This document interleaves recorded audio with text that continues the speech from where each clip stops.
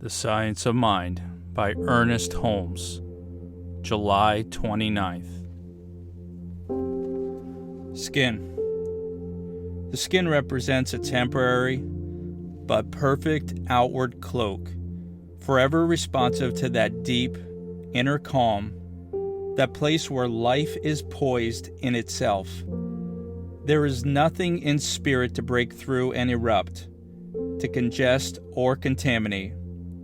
Within it is perfect. Arms and hands. The arms and hands represent man's ability to grasp ideas, to uphold his convictions of the truth, to reach out and grasp reality. False growths, tumor, cancers, gallstones. We must think of the subjective state of our thought as our atmosphere in the universal mind, for we cannot separate ourselves from the universe. There is but one mind, and we are in it. We are in it as intelligence.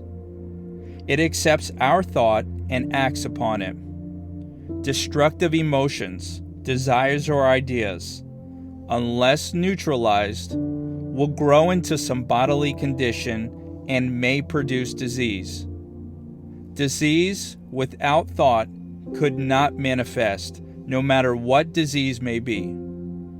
We are surrounded by a receptive intelligence, which receives the impress of our thought and acts upon it. If the thought of false growths can be erased, the manifestation can be healed. Declare, every plant which my heavenly Father hath not planted shall be rooted up. The heavenly Father is the reality of man and his eternal presence and perfection. Dissolve the idea of false growths by knowing that there is nothing from them to feed upon. Erase the belief in your own mentality, and you will remove it from the mentality of the patient and thereby project healing power to his body. In treating cancers and tumors, there should be a harmonizing of the consciousness that will cleanse the blood.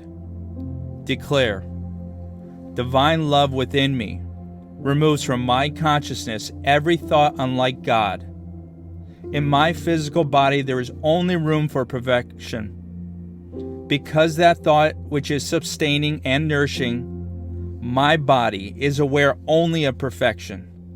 Nothing can come into being except from of that perfection.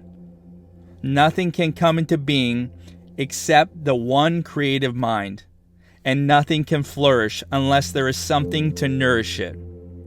Accordingly, I know that my thought does not sustain any false growth, either consciously or unconsciously originated.